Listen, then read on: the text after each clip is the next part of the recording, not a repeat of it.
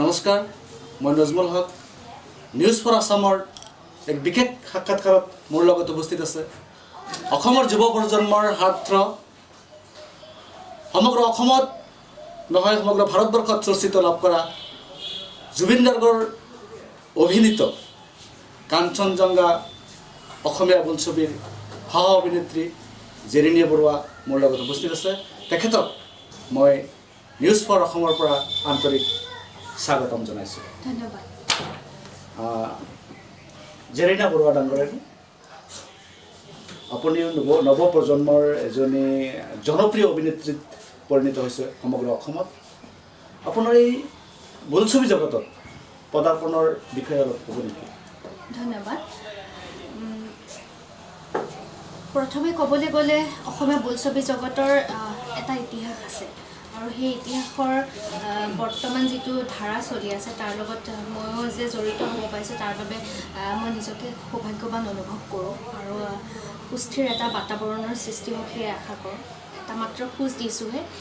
গতিকে ৰাইজৰ পৰা যিখিনি মৰম সঁহাৰি পাইছোঁ, আপোনালোকৰ পৰা যিখিনি ধৰক আন্তৰিকতাপূৰ্ণ এটা সম্পৰ্ক গঢ় লৈ উঠিছে প্ৰত্যেকৰে মাজত, সেয়াক লৈ পেলাই খুবেই সুখী। আৰু অসমীয়া চলচ্চিত্ৰৰ এই জয়যাত্ৰাত মই যে এখন ছবিৰ লগত জড়িত হ'ব পাৰিছোঁ আৰু তাতে জুবিন গাৰ্গ আমাৰ সকলোৰে আদৰৰ জুবিনদাৰ চলচ্চিত্ৰ কাঞ্চনজংঘা, তাতে মই তেওঁৰ ভণ্টিৰ চৰিত্ৰত অভিনয় কৰিছোঁ, অনিৰ্বাণ আৰু অন্তৰা, আমি দুয়োগৰাকী।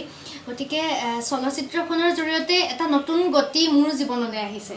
গতিকে সেই গতিৰ লগত অসমীয়া চলচ্চিত্ৰৰ যিটো ধাৰা আৰম্ভ হৈছে তাৰ লগত জুবিনদাৰ কাঞ্চনজংঘা, তাতে জুবিনদা আৰু মই ভাতৃ ভগ্নীৰ চৰিত্ৰ ৰূপায়ণ কৰিছোঁ, অনিৰ্বাণ আৰু অন্তৰা।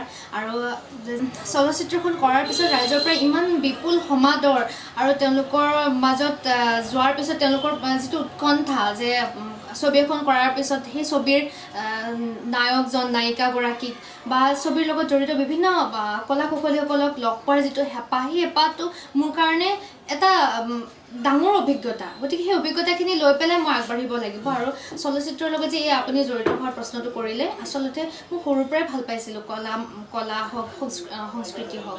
গতিকে সেই বিষয়সমূহৰ লগত সৰুৰ পৰাই জড়িত আছিলোঁ। আৰু যেতিয়া গুৱাহাটীলৈ আহিলোঁ, গুৱাহাটীলৈ অহাৰ পিছত অপেচাৰদৰে বিভিন্ন মঞ্চৰ লগত জড়িত হৈ পৰিলোঁ। তাৰপিছত কাঞ্চনজংঘা, আৰু কাঞ্চনজংঘাত জড়িত হোৱাৰ পিছত মোৰ এই যাত্ৰা আৰম্ভ হৈছে। আপোনাৰ জীৱনৰ প্ৰথম অভিনয় বোলছবিৰ বাহিৰে মঞ্চ জগতত প্ৰথম অভিনয় কেতিয়াৰ পৰা আৰম্ভ হৈছিল? প্ৰথম অভিনয় কিমান বছৰ বয়সৰ পৰা? 3 বছৰমান বয়সৰ পৰাই। 3 বছৰ বয়সৰ পৰাই আমি তেতিয়া ৰাস হয় আমাৰ ফালে। ৰাসত আমাৰ ধৰক অভিনেতা অভিনেত্ৰীবিলাকে ৰূপায়ণ কৰিব লাগে। মই সেইটো সময়ত আচলতে অভিনয় বস্তুটো মানে এইটো ঈশ্বৰ প্ৰদত্ত বুলিও আমি ক'ব পাৰোঁ। সকলোৰে গাত নাথাকে। আপোনাৰ হয়তো পৰিয়ালৰ যি আপোনাৰ মাক দেউতাক তেখেতসকলৰ পৰা অনুপ্ৰেৰণা পাইছিল। আপোনাৰ বাহিৰেও আৰু আপোনাৰ পৰিয়ালত সাংস্কৃতিৰ লগত জড়িত থকা কোনো বা অভিনয়ৰ লগত জড়িত থকা কোনো ব্যক্তি আছে নেকি? আমাৰ পৰিয়ালত মোৰ মায়ে গান গাইছিলে। মোৰ মা কলেজৰ বেষ্ট ছিংগাৰ আছিলে। তাৰপিছত মোৰ দেউতা পোনপটীয়াকৈ নহ'লেও তেওঁ আওপকীয়াকৈ জড়িত, শুনি ভাল পায়। আৰু ধৰক মোৰ মামাৰ ঘৰখন খুবেই সংস্কৃতিবান, মামাহঁত আছিলে। আৰু মোৰ এজন মাজু মামা, তেখেত বৰ্তমান প্ৰয়াত, যোগেশ বৰা। তেখেত মোৰ সাংস্কৃতিক জীৱনৰ বা অভিনয় জীৱনৰ এজন অন্যতম গুৰু। আৰু লগতে মই প্ৰথম অভিনয় কৰিছিলোঁ 2016 চনত। 16 চনত অভিনয় কৰাৰ মই সেইখিনিৰ পৰা অকণমান টানি আনিছোঁ। 16 চনত মই প্ৰথম কেমেৰা ফেচ কৰিছিলোঁ। সেইটো আছিলে সৌৰভজ্যোতি বৰুৱাৰ। তেখেত আমাৰ খুব ঘৰুৱা, আৰু তেখেতৰ এটা এলবাম আছিলে টোপাল, আৰু সেই টোপাল এলবামত মই প্ৰথম অভিনয় কৰিছিলোঁ অমানিশা অমিয়াবৰে গীতটোতে। আৰু প্ৰথম অভিনয় কৰা সেই গীতটিয়ে বেষ্ট ছিংগাৰৰ কাৰণে নমিনেট হৈছিলে আৰু বেষ্ট কম্প'জাৰৰ কাৰণে। আৰু বেষ্ট কম্প'জাৰৰ শিতানত সৌৰভজ্যোতি বৰুৱাই বেষ্ট কম্প'জাৰ এৱাৰ্ড লাভ কৰিছিলে। আৰু সেইটোৱে আছিলে মোৰ জীৱনৰ প্ৰথম কেমেৰা ফেচ কৰা অভিনয়। তাৰ আগত কিন্তু বহুতখিনি কৰি থৈ আহিছোঁ, গাঁৱতেই হওক বা বেলেগ বেলেগ মঞ্চত, স্কুলৰ পৰ্যায়ত, তাৰপিছত হাইস্কুল, তাৰপিছত মহাবিদ্যালয়, তাৰপিছত বিশ্ববিদ্যালয়, এইখিনিত বিভিন্ন প্ৰতিযোগিতাত অংশগ্ৰহণ কৰোঁ। তাৰপিছত আহি পেলাই এতিয়া লাহেকৈ সোমাই পৰিছোঁ এইখিনিত। এক কথাত ক'বলৈ গ'লে মই জেৰিনা বৰুৱাক সুধিব বিচাৰিছোঁ, তাই আপুনি নিজেও এজনী অভিনেত্ৰী, ভাল অভিনেত্ৰী, আপোনাৰ প্ৰিয় অভিনেতা অভিনেত্ৰী প্ৰিয় অভিনেতা অভিনেত্ৰী মই যদি অসমৰ ক্ষেত্ৰত কওঁ বিজু ফুকন আৰু অভিনেত্ৰী মৃদুলা বৰুৱা। আৰু যদি বলিউডৰ দিশত যোৱা যায় বলিউডৰ দিশত ক'বলৈ গ'লে নাছিৰুদ্দিন শ্বাহ, নৱাজুদ্দিন ছিদ্দিকী আৰু ৰেখা মাধুৰী দীক্ষিত। মই জেৰিনা বৰুৱাৰ পৰা বহুত কথাই জানিলোঁ, তেওঁৰ জীৱনৰ বিষয়ে, তেওঁৰ অভিনয়ৰ বিষয়ে বহুত কথাই জানিলোঁ।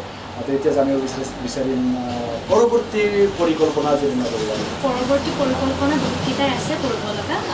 আমাৰ এইকেইদিনতে এটা নতুন মই এটা আপোনাক কথা কওঁ এইখিনিতে, মানে ৰিচেণ্ট আমি কৰিমেই সেইখিনি, এটা ধুনীয়া ৰোমেণ্টিক গীতৰ কথাখিনি খুব ধুনীয়া, কথা সুৰ মানে কম্প'জ কৰিছে সৌৰভজ্যোতি বৰুৱা, আৰু তেখেতৰ সেই গীতটি হৈছে মৰম যাম।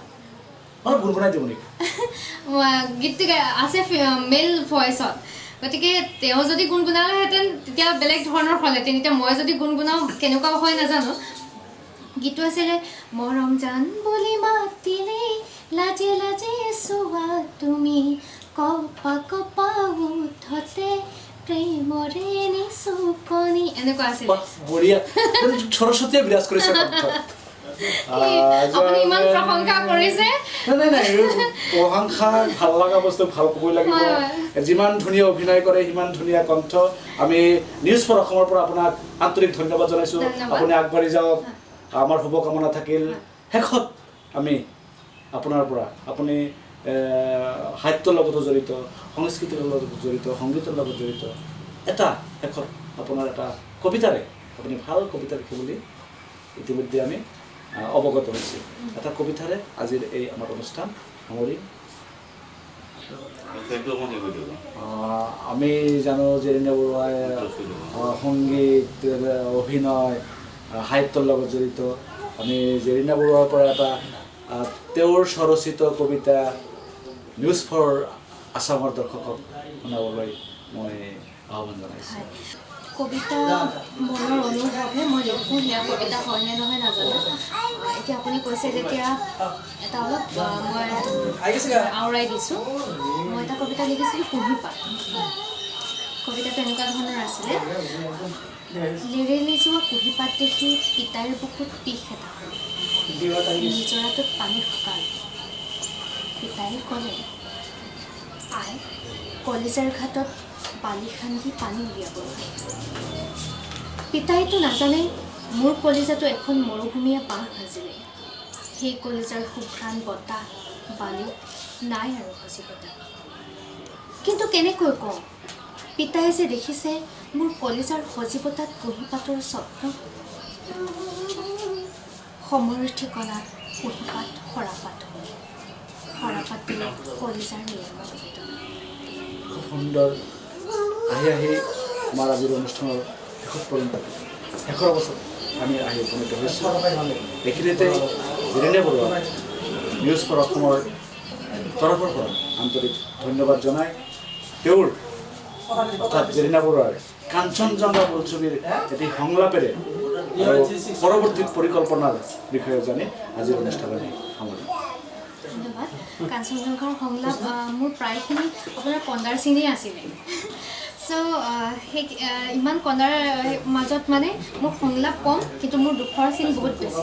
তাৰ ভিতৰত আছিলে এটা ভাল লগা, সেই চিনটো আছিলে আমি পুখুৰীৰ পাৰত, মানে দাদা বহুত দিনৰ মূৰত ঘৰলৈ আহে, আৰু ঘৰলৈ আহি পেলাই পুখুৰীৰ পাৰত দাদাক খানা মানে খাদ্য দিওঁ আৰু ভাত আৰু মাংস এনেকৈ দিওঁ। আৰু তাৰপিছত দাদাৰ মানে এনেকুৱা হ'ল প্ৰেয়সীৰ কথা মনত পৰি পেলাই তাৰ যাবৰ মন গ'লেই মানে, আৰু ইমান বছৰৰ মূৰত ঘৰলৈ আহিছে।